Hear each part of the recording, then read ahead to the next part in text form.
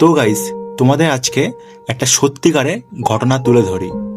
গ্রামের একটা ছোট্ট ঘরে থাকতো রাহুল। বাবা ছিল একজন দিনমজুরি, মা লোকের বাড়িতে কাজ করত।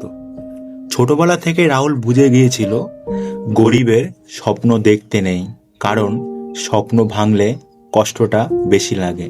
তবুও সে স্বপ্ন দেখত। সে বলতো একদিন আমি বড় মানুষ হব, মাকে আর কাঁদতে দেবে না। কিন্তু জীবন তো সহজ ছিল না। স্কুলে যাওয়ার আগে বাবার সাথে কাজে যেত, স্কুল থেকে ফিরে বাজারে মাল তুলতো, রাতে ক্লান্ত শরীরে পড়তে বসতো। অনেকে বলতো তুই পারবি না, গরিবের ছেলেরা বড় কিছু হতে পারে না। কিন্তু রাহুল চুপ ছিল, কারণ সে জানতো চিৎকার করে নয়, প্রমাণ দিয়ে জবাব দিতে হয়। একদিন বাবার হঠাৎ অসুখ হলো, ঘরে টাকা নেই, ওষুধ কেনার পয়সাও নেই।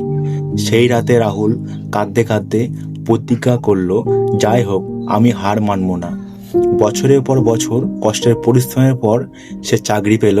প্রথম বেতন হাতে পেয়ে সে দৌড়ে বাড়ি গেল, মায়ের হাতে টাকা দিয়ে বলল, মা এবার তুমি আর কাঁদবে না। মায়ের চোখে জল, কিন্তু সেই জল ছিল গর্বের। জীবনে কষ্ট থাকবেই, কিন্তু হাল ছাড়লে চলবে না, কারণ আজকের কষ্টই আগামী দিনের সাফল্যের গল্প লেখে। তো ভিডিওটা কেমন লাগলো অবশ্যই কমেন্ট করে বলবে, আর শেয়ার করবে।